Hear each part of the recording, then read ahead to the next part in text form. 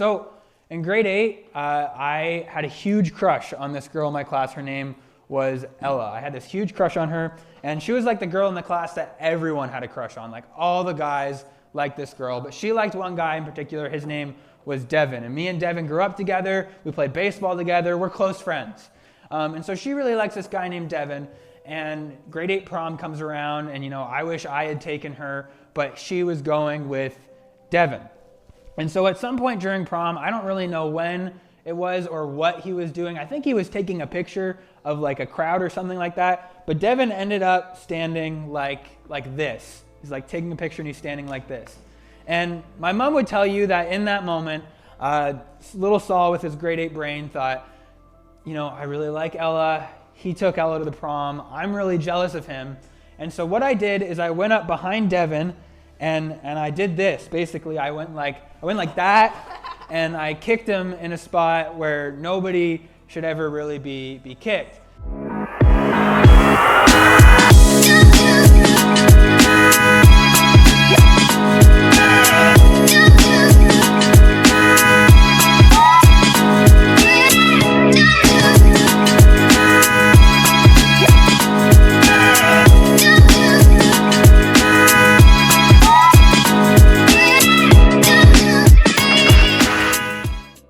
But jealousy can make us do some pretty crazy things. And today I want to talk to you guys about jealousy, specifically jealousy in the life of King Saul. This is the third message in the series, The Tragic Life of Saul. And we've been walking through the life of King Saul. And pretty much here's what we've talked about so far leading up to this. So you have the nation of Israel, God's people. They come into the land he promised them, and they ask for a king. And God says, that's not a good idea. But they're like, no, we really want a king. And so they listen to their desires. They don't follow God. And God ends up just giving them a king. And he gives them King Saul. He's the first king of Israel. And Saul starts out pretty good. He does some okay things. He wins some battles. He does all right. And then things take a turn for the worst. Saul starts being disobedient to God. He starts valuing the praise of people more than the praise of God, and it just sends Saul down on this messy spiral. And God says, because you've been disobedient, I'm going to take away your kingship from him. He revokes him as the future king of Israel. Normally, you have a king, and their children become the kings after them. And so like his first son, Jonathan, would become the king after him. But God says that he's going to tear the kingdom away from Saul and give it to someone better than him. So basically he's saying Jonathan will not be the next king. Your line of kings is going to end with you. So Saul's time is limited. And after this, we see Samuel, God's prophet. He's mourning Saul. He's mourning that Saul didn't work out as a king. And God comes to him and he says, I'm going to send you to go anoint the next king of Israel. And so Samuel gets up and he goes to this town called Bethlehem. And he goes to Bethlehem and he finds this man named Jesse. And Jesse has 8 sons. And the youngest of which, his name is David. And God says, this is the next king of Israel. And so Samuel anoints him as the next king of Israel. And we learn that this man, David, is going to be the king after Saul. And this is God's plan. And so through another series of events, while this is kind of happening, Saul's kind of losing it a little bit. God sends this evil spirit and it comes and it torments Saul, and it's tormenting Saul and just driving him nuts. And so somebody says, you should get a musician to come and play for you so that the evil spirit is soothed. It's like a therapy. And so Saul says, okay. And so he finds a musician, and who does he find other than David, the man who was just anointed to be king? Saul doesn't know about this, and so David comes into his courts and he starts playing music when Saul is tormented, and this makes the evil spirit go away, and Saul's fine. And so Saul grows to love David because of this. And he grows to love David, and then David, through another series of events, defeats the giant warrior Goliath. He's the only man brave enough in Israel to fight him. You might know that story. It's like the most famous from David's life, David and Goliath. Very popular story. And so this is the David that's going to be king of Israel. And David, he's on the rise. He's growing in popularity with Saul, with the people. Things are going well for him. But we will see that Saul's jealousy, as David is rising up, Saul's jealousy will send him way, way down into this pit that he will never recover from. So we are going to read from 1 Samuel chapter 18 today. So if you have your Bibles, I'd encourage you to open up 1 Samuel chapter 18. I'll give you a second to get there as we wait. You can throw that first part of it up on the screen there. Perfect. Okay, 1 Samuel chapter 18, verses 1 to 12. When David had finished speaking with Saul, Jonathan, who I mentioned, Jonathan is Saul's son, the prince, was bound to David in a close friendship and loved him as much as he loved himself. Saul kept David with him from that day on and did not return to his father's house. Jonathan made a covenant with David. A covenant is it's like an agreement. It's like a pact. It's like a contract almost. He makes a covenant with David because he loved him as much as himself. Then Jonathan removed the robe he was wearing and gave it to David, along with his military tunic, his sword, his bow, and his belt. David marched out with the army and was successful in everything Saul sent him to do. Saul put him in command of the fighting men, which pleased all the people and Saul's servants as well. As the troops were coming back, when David was returning from killing the Philistine, the women came out from all the cities of Israel to meet King Saul, singing and dancing with tambourines, with shouts of joy, and with 3-stringed instruments. So they're celebrating the men as they come back from war. As they danced, the woman sang, "Saul has killed his thousands, but David his tens of thousands." Saul was furious and resented this song. "They credited tens of thousands to David," he complained, "but they only credited me with thousands. What more can he have but the kingdom?"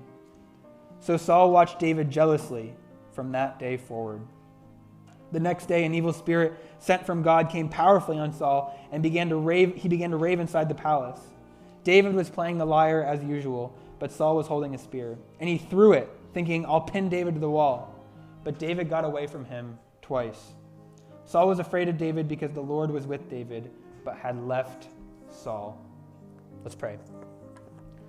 God, I thank you for today. I thank you for the opportunity to hear from your word. I pray, God, that as I preach your word, Lord, that you will open up our hearts and minds to what you have to say, God. Lord, would you just teach us something new, and would you help us to learn about your love for us today in a new and a fresh way, and may this change the way we live our lives. In Jesus' powerful name I pray. Amen.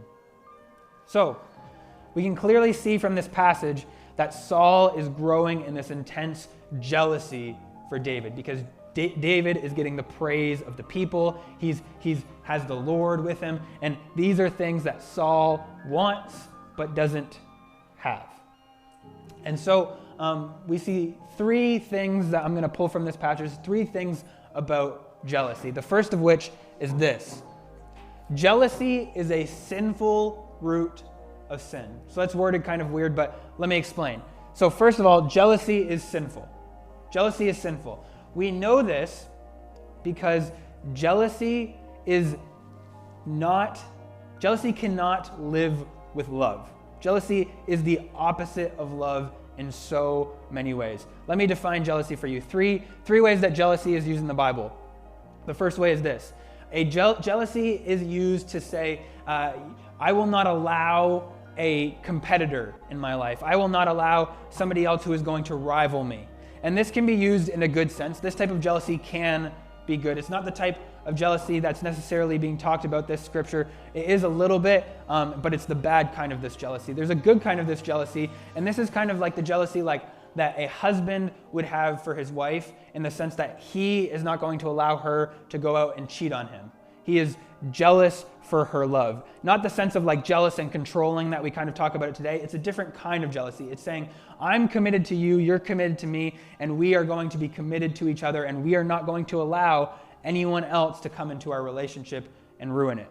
God is actually jealous in the Bible. He is jealous for his people Israel. He's committed to them, and he expects them to be committed to him. But this isn't the bad sense of jealousy necessarily. It can grow into bad jealousy, but it's not bad necessarily.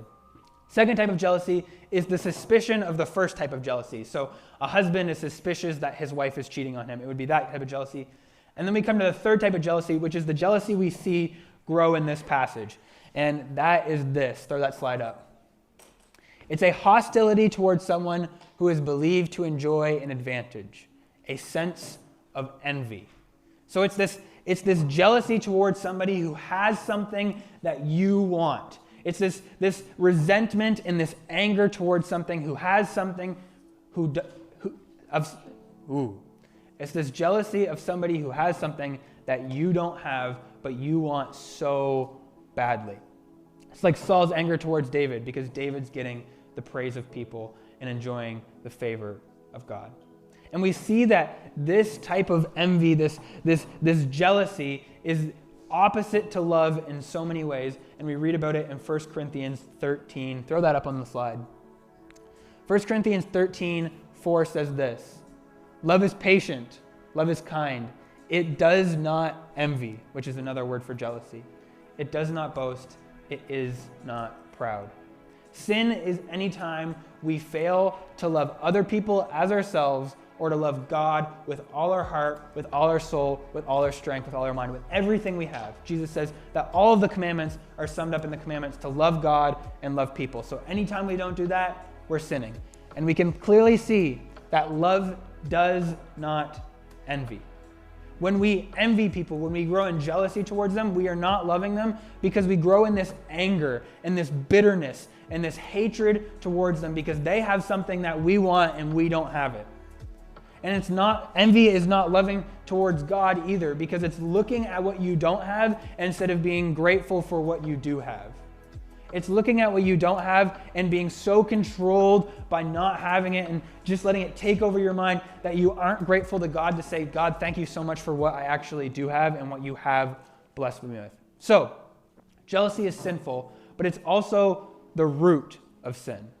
It's the root of a lot of sins. It leads to other sins in many, many ways. We see this in the passage in Samuel. Saul doesn't just have jealousy in his heart, but it spills out into his actions. He tries to murder David because he's so jealous of him. And a couple chapters later, we actually read that Jonathan is trying to defend David from Saul, trying to protect him, and Saul actually tries to kill his own son because he's so jealous of David. So jealousy doesn't just stop in our hearts, it bleeds out into our actions. And we see this in our lives in so many different ways. We see that when we grow in jealousy towards a friend, maybe they're more skilled than you at something, or maybe they have something you want, and so maybe you steal to take it. Or they're skilled at something in such a way that you really want that, but you're not skilled in that way. And so because they're so good at something, or because they're so popular, you go over to your other friends and you start gossip about them, or you start to talk about them and trash talk them to your friends because you're so jealous of what they have that you just need to lower them down. You need to kick them down into the ground, not physically, but with your words, because you're so jealous of what they have. Of course, it can also lead to more aggressive things like violence, like we see in this passage. Jealousy doesn't end with our feelings, it leads to our actions. I see this most in my life. When I'm jealous of people, I grow to try to make them seem like less in other people's eyes. So I'll talk badly about them. There's a pastor that some of you may know. He's very, very popular right now. His name is John Mark Comer. And I don't agree with everything John Mark Comer says. I do agree with some of the things. But he's super, super popular. He has the best-selling books. He has he's created huge churches. He's grown them through God's help, of course. But he's very popular, got all the fame, got everything that these mega church pastors could ever want. And that bugs me on some level. Because on some level, I wish I was the person who had all of these great ideas and who wrote all of these great books and had all the people listening to me and saying, look how cool this book is, look how great this book is, look how smart he is. And this drives me to any time I'm in a conversation with somebody and they bring up this guy, I start to talk about all the ways I think he's flawed. I say, but have you heard what he said about this? And like, this probably isn't right, and this isn't biblical, and I don't think about this, and this is probably wrong, and so we shouldn't listen to him. He's probably not that great of a person to listen to. That's what jealousy does in my own life. That's just one of many examples, but it leads me to want to talk badly about other people because I want to feel good about myself.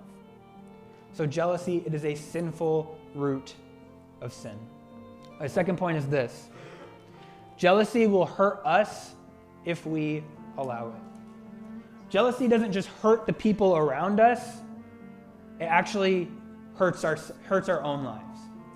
We see that when Saul grows jealous of David, he tries to kill him. And a few times after this, he tries to kill him again. And again, he's really jealous of David. And this actually leads David to run away.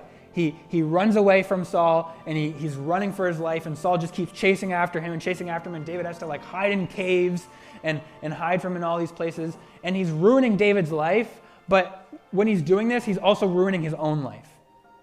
You see, Saul ruined his relationship with his family because of his jealousy. He tried to kill his own son.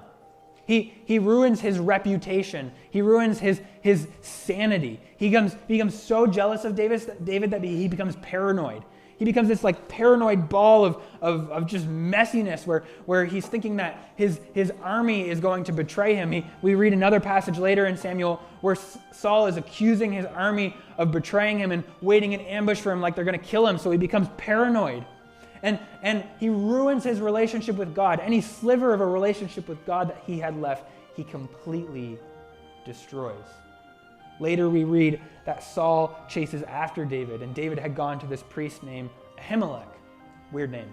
He goes to this priest named Ahimelech, and he gets some bread and a sword from Ahimelech, and then goes off. And Saul hears about this, and so he comes to the town where Ahimelech's from, the city. It's called Nob, also a weird name. He comes to this city called Nob, and he orders all of the priests in the city, 85 priests, to be gathered up. He accuses them of betraying him and siding with David, and has them all murdered right on the spot. No trial, one witness, that's it, kills them all.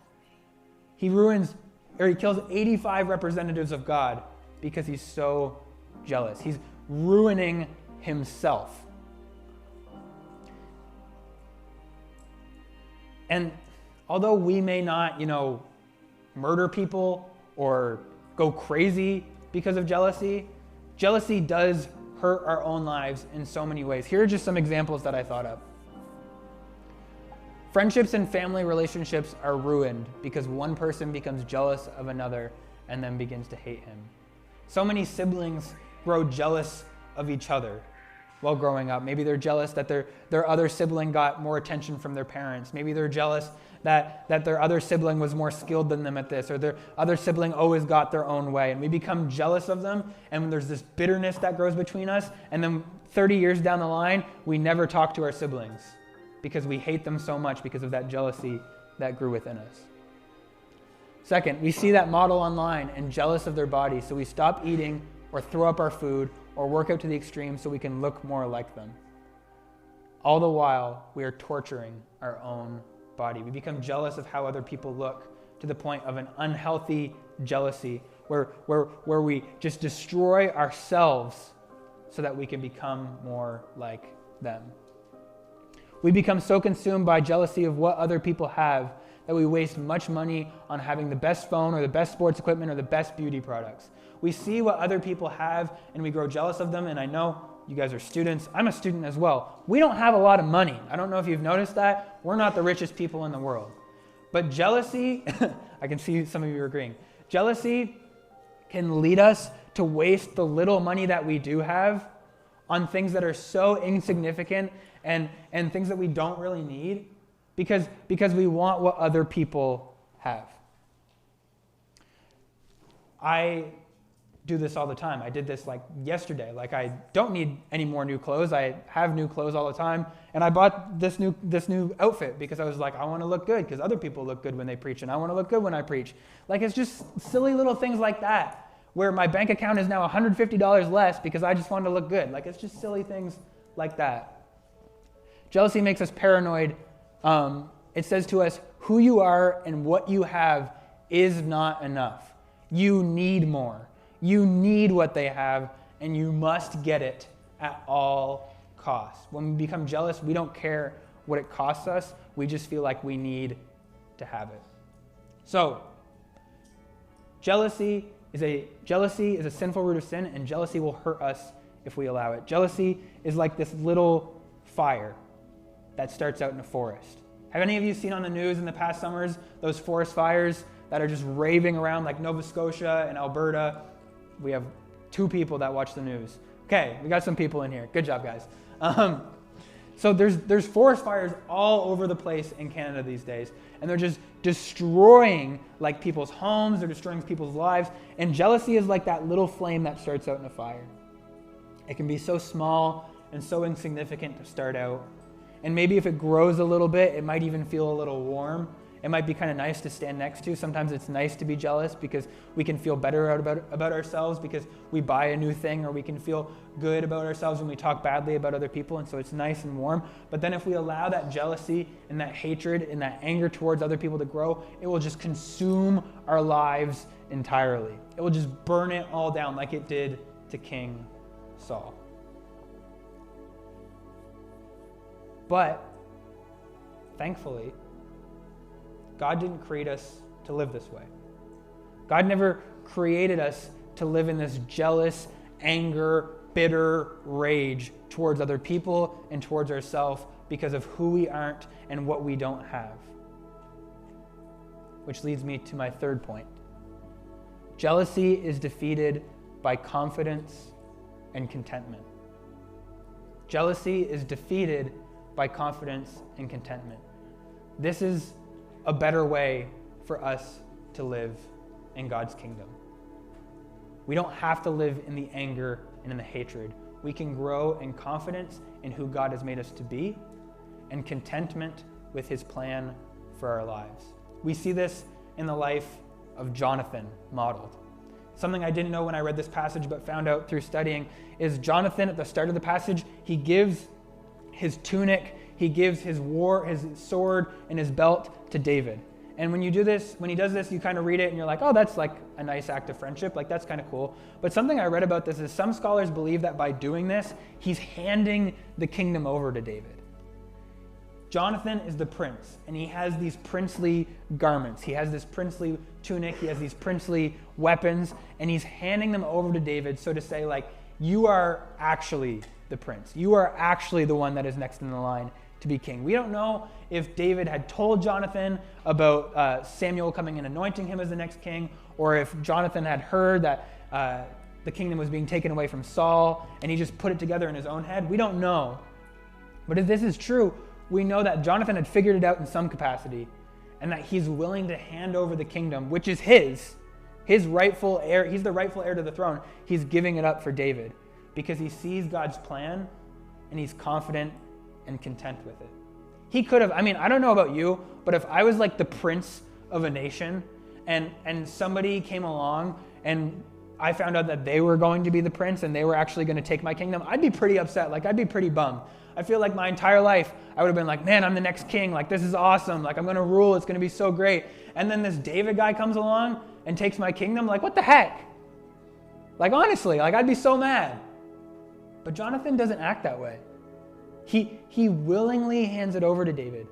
And he doesn't show any anger towards David. He doesn't show any resentment towards David. He shows love. He thrives in this life that God has placed him in.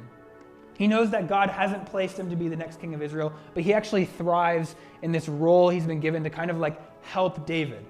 He saves David's life multiple times from King Saul. He tries to convince his dad not to kill David. He tries to protect David. And he lives his life in a way that doesn't say, man, I'm just so angry and upset at David for taking my kingdom. He's actually like confident, like God has a plan for my life.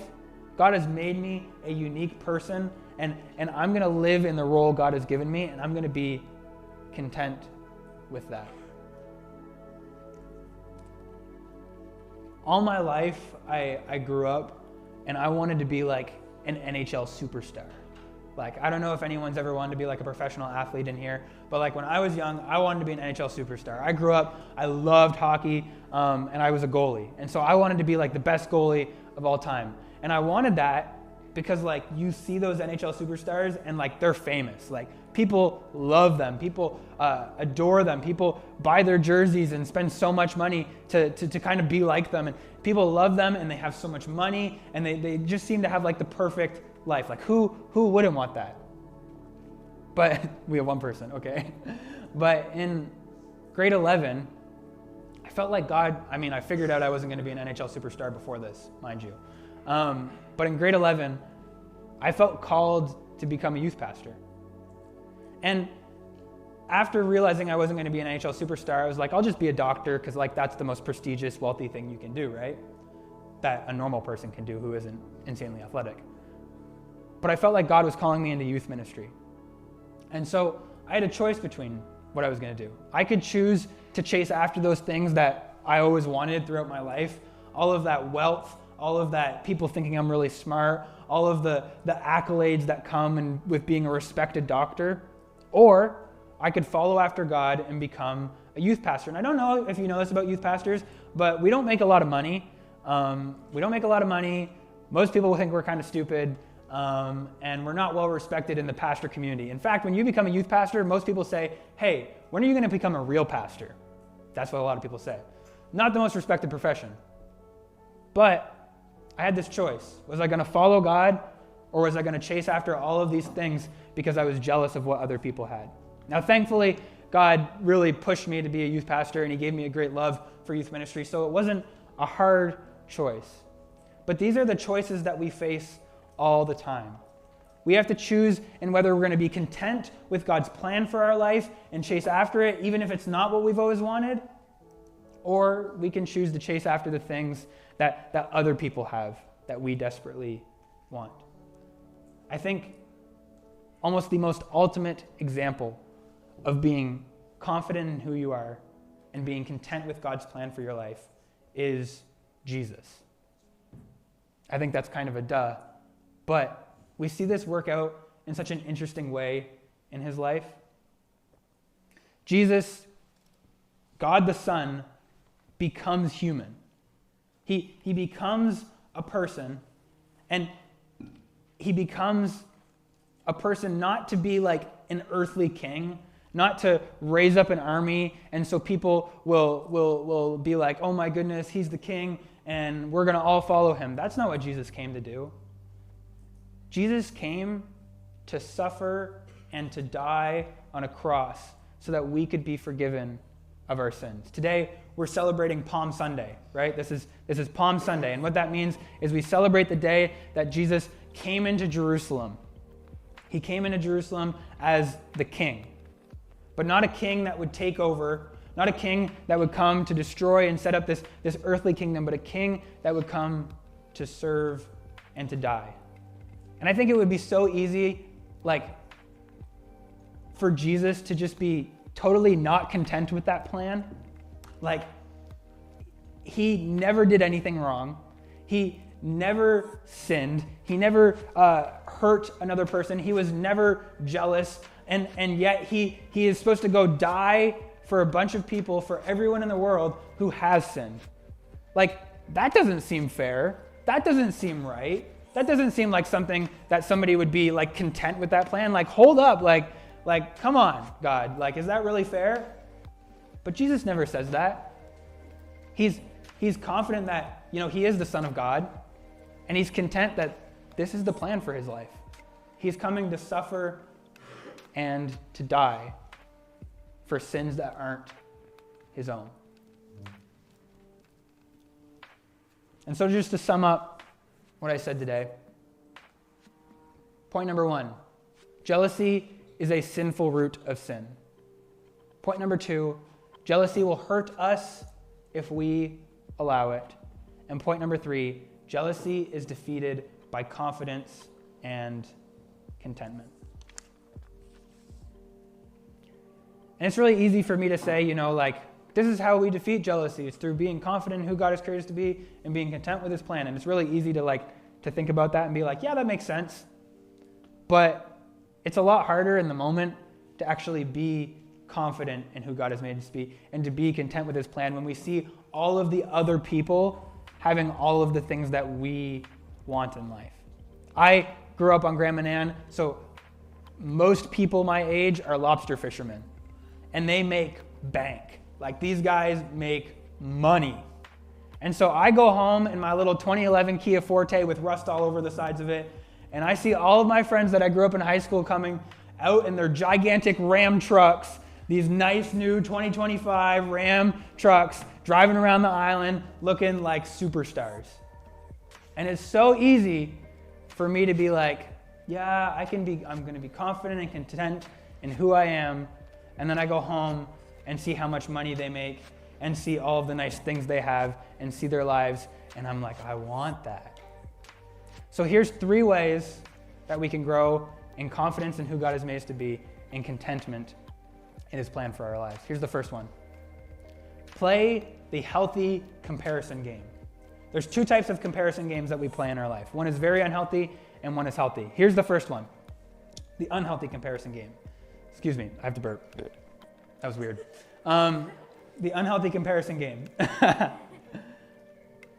is when we look at other people, we look at what they have, and it destroys our relationships with them and destroys our own lives.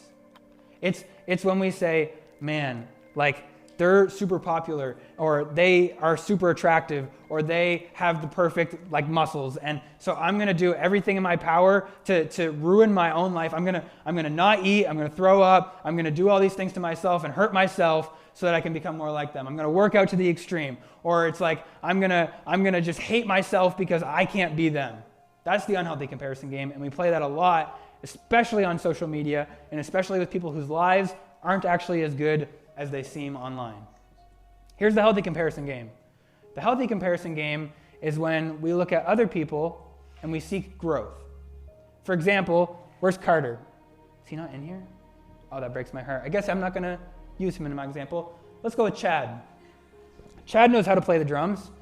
Chad plays the drums excellently. He does a really good job. And I don't have a musical bone in my body. And so I have 2 options. I can play the unhealthy comparison game. I can sit over here and grow in hatred for Chad because he's so good at drums, and I really want to be good at drums. And I can grow in resentment for myself because I can't play the drums. Or I can come over to Chad and be like, man, Chad, like, I suck at the drums, and I really wish I was better. Do you think you could teach me a few things? Like, do you think we could maybe like come into the church sometime and you could just show me a few things? Because I really want to grow in this. Absolutely. See? Boom. Take that to the bank. So that's the healthy comparison game. The unhealthy comparison game leads to resentment and bitterness and anger towards ourselves and others. And the healthy comparison game leads to growth. So I urge you, instead of playing the unhealthy comparison game, when you see people that are better than you at things, when you see people that have things that you want, when you see people that are more successful, if they are successful in God's eyes, if they are godly and good people, go up to them and ask them for help for growth. If there's people that are maybe they're better at speaking about Jesus to their friends than you are, and you want to grow in that, go up to them and ask them to help you learn how to do that. If somebody's really good at a sport or something, and you want to grow in that sport and you want to get better, go up to them and ask them. Instead of harboring this anger and this hatred towards them, actually choose to learn and choose to grow. Here's the second thing. Make a habit of celebrating other people's successes. Maybe you have always wanted to be the lead in the school play. Or maybe you've always wanted to make a certain team. Or maybe you've always wanted to get into a certain school and get a certain job. And one of your friends gets one of those things and you don't. We can live in jealousy. We can live in hatred and anger towards them. Or we can celebrate them. We can be like, man, I am so happy for you. Like, sometimes it might be a little bit hard. It might hurt your heart a little bit to go up to them and celebrate them. But you're fighting against jealousy when you do this. You're fighting against the anger and the hatred when you go up to them and say, Chad, I am so glad that you got into that school. Like, just great job, Chad. Like, awesome stuff. Or when you take them out for ice cream and you're like, man, I just really want to celebrate that you made the hockey team. Like, I just can't believe that you're so good. Like, that's so awesome. I'm so proud of you. Celebrate other people's successes. And it's something small. It's a small habit, but over time, it will change us into people who celebrate when other people win, rather than being angry and hateful when other people win. Third thing, find the beauty in who God has made you to be. And this is the one, if you're gonna forget the other 2, remember this one, because this one's really important. The Bible teaches us that God has gifted each and every one of us in different ways. He has gifted us to build up his kingdom here on earth, and each of you, all believers, are uniquely gifted to do this by God. God didn't create you and make you useless. That's not who God is. He doesn't do that. God creates good things, and he creates things for a purpose. And that's what he did with each and every one of you. Some people are really, really good at music, right? We see the band up here on a weekly basis, and they're great. Like they're top notch. And through their skills, through their gifts, and through experiences, God has equipped them to do that work. We see other people who are great at hospitality. You see people when you come into the Vibe just giving out high fives left and right and welcoming people in. Those people are really good at making people welcome, and God has gifted them in that way. You see the tech team who has taken time to learn these skills of tech, and they go unnoticed whenever they don't make any mistakes. But when they do make mistakes, they go noticed. But they put in the effort, and God has equipped them to do these things. And there's so many things outside of the church that God has equipped you to do. God has equipped some of you to be really good at talking to friends about Jesus. God has equipped some of you to just go up to people and just be able to just like start up a conversation on a dime about how people are doing and checking up on people and making sure they feel loved and making sure that they know about Jesus. God has equipped some of you in this way. God has equipped some of you to stand up on a platform and to preach. God has equipped some of you to just welcome people into your home. Some of you, I'm sure, are just like the person at school who everybody wants to go to your house. Like some of you have like a really nice house and you're just super good at like getting snacks for everybody, and you just make everybody feel loved and welcomed, and you make everybody feel so good about yourself when they come over to your house. And God has gifted you and equipped you in that way to show his love to other people. So instead of looking what all other people are good at, instead of looking at what all of these other people have that you don't have, find the beauty in who God has made you to be. Find where he has gifted you. Find how he has equipped you to build up his kingdom. And then use those gifts. Use those gifts to build up his kingdom and to lead other people to him. And when you're weak in the areas that you don't have gifts, in the areas where you're not that great, find people who are strong that can come alongside of you, and you guys can partner up. That's what the church is. It's a group of believers all using their gifts to serve and build up God's kingdom. Where would God's kingdom be? Where would this church be if it wasn't for all of the people that are downstairs helping in kids ministry right now? Where would this church be if it wasn't for the tech teams, if it wasn't for the greeting teams, if it wasn't for the preachers, if it wasn't for the people who are willing to bring their friends to church? Where would the church be without all of those people? There is beauty in who God has made you to be, and he has equipped you and made you for a specific purpose in his kingdom. So stop being jealous of how good other people are at things and find the beauty in who he has made you to be. Can you go to that next slide? We need to choose gratefulness for who we are instead of despair over who we are not. Praise God and thank him for the ways that he has equipped you. Don't live in the despair of you not being this person, of you not being Chad, of you not being Carter, of you not being Dana, of you not being Roger. You're not those people, and you were never made to be those people. Be the person who God has made you and called you and equipped you to be. You can live in jealousy. You can do that if you want. You can live in so much jealousy that you kick people where they were never meant to be kicked.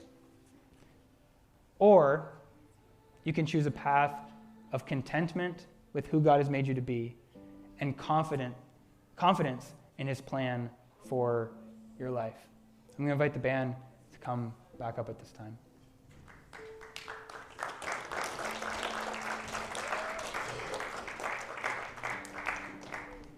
I'm not done. Womp womp.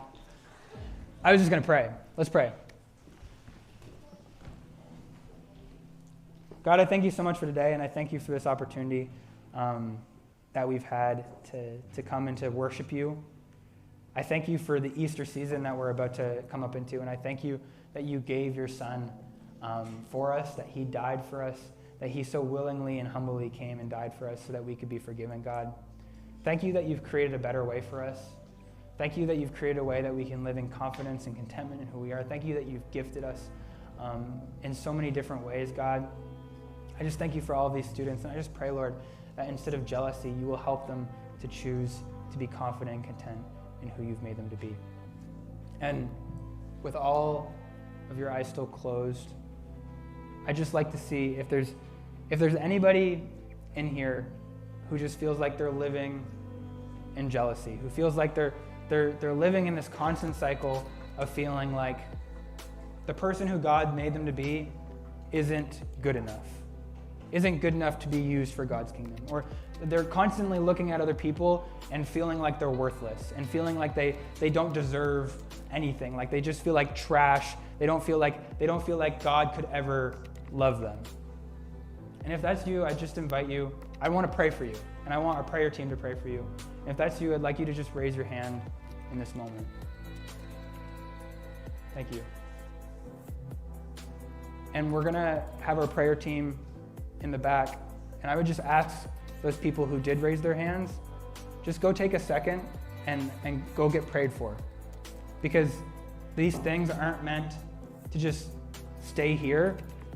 These things are meant to change when we leave. We want God's power to help us change in these areas and to work through these things. So I encourage you, please make your way back to the prayer team back there if that was you.